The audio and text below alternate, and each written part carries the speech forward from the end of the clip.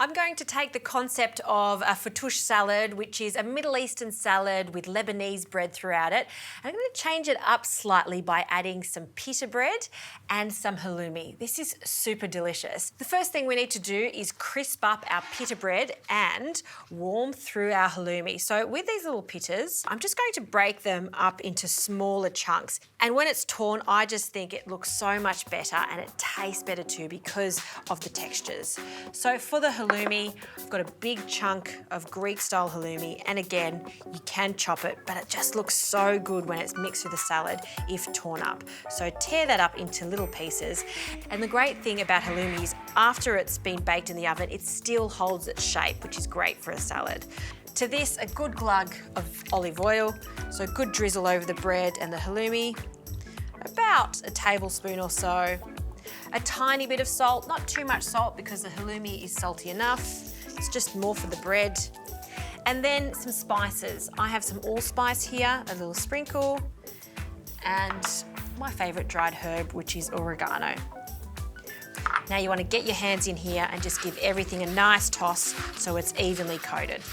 Now this just goes into the oven for about 15 minutes or until all of that pita bread is golden and crunchy and the halloumi has softened slightly and become golden too.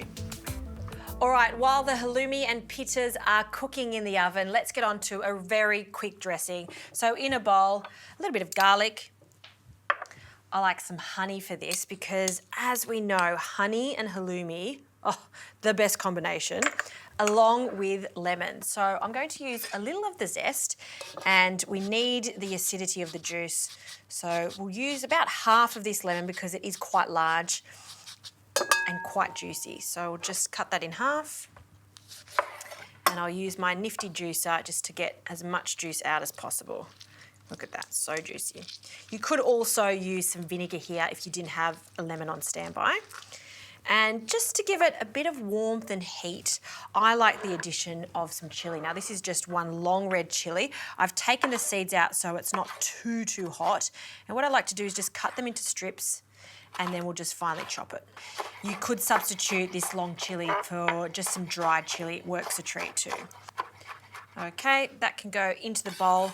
And to tie everything together, we need some salt and a good glug of extra virgin olive oil. Okay, give that a quick stir. Just really incorporate that honey. Okay, let's talk about chickpeas. Now, this recipe, you can absolutely use canned chickpeas, but if you want to have a go at cooking your own chickpeas, the flavour is just far greater. You get a creamier result. So what you do is get your dried chickpeas, which are inexpensive, and you just soak them overnight in some water. You'll see they expand slightly. Drain that water, pop them into a pot with lots of new fresh water, no salt, and you want to cook them for an hour and a half to 2 hours or until they become super tender. And you can see they swell up. When you can just grab them and just break them in your hand like that, see how creamy they are? They're just the best thing ever. These are still warm, so this is going to be a warm salad, but you can make this a few days ahead of time and just pop them in the fridge. All right, I'm going to add them to my bowl. Before I do that, you never want to season your chickpeas while you cook them because they'll become tough and it'll take forever to cook. So just leave the seasoning to the end, give that a stir through. And when I am preserving these in the fridge, I do leave them in the water. So now we can just drain them. And because they're still nice and warm, they're going to absorb all that lovely dressing. So I'm going to add about 3/4 of a cup to a cup, depending on how much salad you're making, but it is the base of it, so you can be quite generous with it. Great, okay. For another pop of sweetness, I've got some dates here. I've just finely chopped them. They can go in. And some spring onions. I'm just going to use the light part and the white part, just cutting them into 1 centimetre rounds.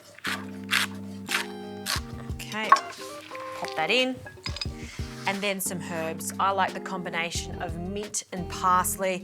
I'm just going to pick off the leaves, roughly chop it, and then it goes straight into the bowl. And all we need to do now is wait for the halloumi and pita to finish cooking. And while they're still warm, we're going to toss it into our bowl. It's going to be great.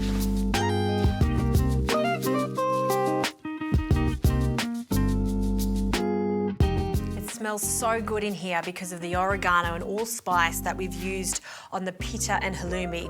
And you can see the pita's crunchy, and look at this sticky, crunchy halloumi. This is the best thing ever. And the hard part is trying not to eat all of this before it gets to the salad. Because it's so good. So we're gonna pop this into the salad. And what I like to do is bring it out of the oven and just let it sit for about 5 to 10 minutes, because by doing that, the halloumi is going to go even crunchier. And we're going to toss everything together in that lovely dressing. And you can see why a little bit of chilli is a nice idea. That pop of red is quite beautiful. Okay, I'm gonna pour this onto a presentation platter. Let's just pour that on. Just get a bit of height there. I'll tidy that up slightly. And that is a gorgeous, really fun salad that actually tastes good. Salads don't have to be boring. They can be really tasty. Just always remember about the balance. So lots of lemon juice and salt and honey, and then crunch. And we're gonna get lots of crunch in this because we've got yummy halloumi and pita. Let's have another piece of that halloumi. It's very good.